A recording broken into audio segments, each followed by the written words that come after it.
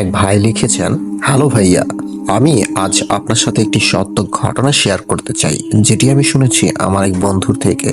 সরাসরি ঘটনায় চলে যাচ্ছি।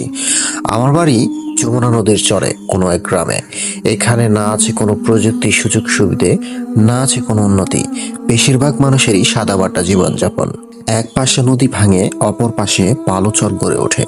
আর আমাদেরও বিভিন্ন সময় স্থানান্তরিত হতে হয় বাড়িঘর ভেঙে। যাই হোক, ঘটনার শুরুতে যাই।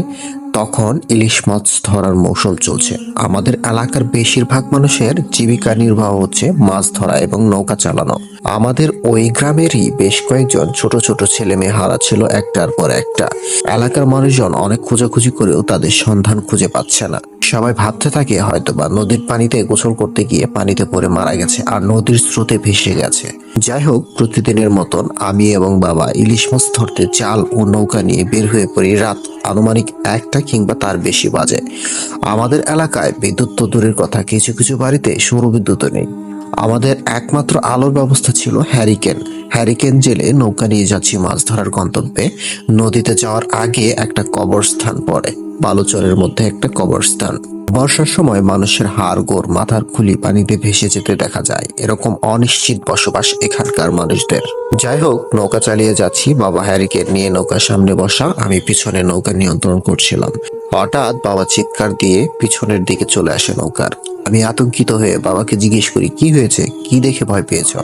বাবা বলল, নৌকার সামনে অনেকগুলো মানুষের দেহ ভেসে থাকতে দেখলাম। মুখ শুকিয়ে চামড়ার সাথে হাড্ডি লেগে থাকলে যেমন দেখা যায় সেরকম। চোখগুলো সাদা ফকফকে আমার দিকে তাকিয়েছিল।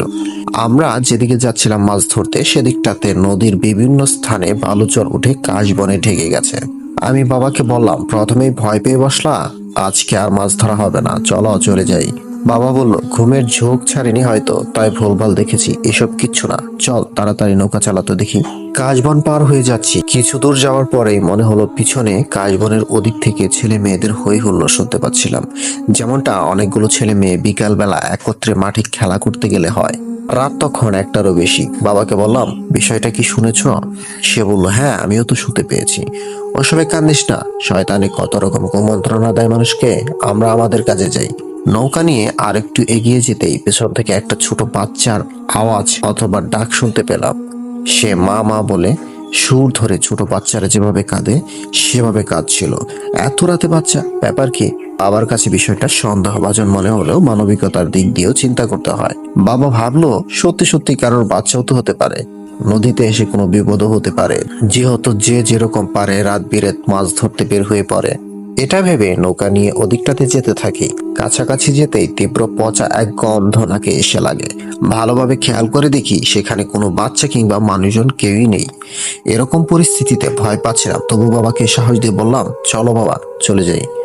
হ্যারিকেনের আলো বাড়িয়ে চারিপাশ লক্ষ্য করছিলাম, আসলে ব্যাপারটা কি হলো আমাদের সাথে। চোখ সরাতেই একটু দূরে দেখি হাড়গোড় পড়ে আছে অনেক, আর আধ পচা একটা ছোট বাচ্চার লাশ পড়ে আছে। এবং মরদেহটি দেখতে এমন ছিল, মনে হচ্ছিল কেউ লাশটা অর্ধেক খেয়ে বাকি অর্ধেকটা ফেলে গেছে। কোনো লাশের শুধুমাত্র হাত অক্ষত আছে, বাকিটা নেই। আবার কোনোটির মাথা আছে। এরকম বিশ্রী অবস্থা, অনেকগুলো কঙ্কাল পড়ে আছে। এরকম অবস্থা দেখে খুবই ভয় পাই এবং গ্রামের ছোট ছোট ছেলে মেয়ে হারানোর বিষয়টা মনে পড়ে। তখন তাড়াতাড়ি করে নৌকায় উঠে বাবাকে বলি, মাছ ধরা লাগবে না, বাড়ি চলো। কোনোভাবে বাসায় এসে পৌঁছাই আমরা। পরদিন সকালবেলা ঘটনাটা সবাইকে বলি। সবাই ভাবে হয়তো মজা করছি, এই কারণে যে ওদিকে যেন কেউ ভয়ে মাছ ধরতে না যায়। সকালবেলা কয়েকজন মুরব্বীদের নিয়ে রাতের দেখা সেই জায়গাটাতে যাই, কিন্তু সেখানে কিছুই ছিল না। এই ছিল আমার ঘটনা। ভালো লাগলে পড়ে শোনাবেন।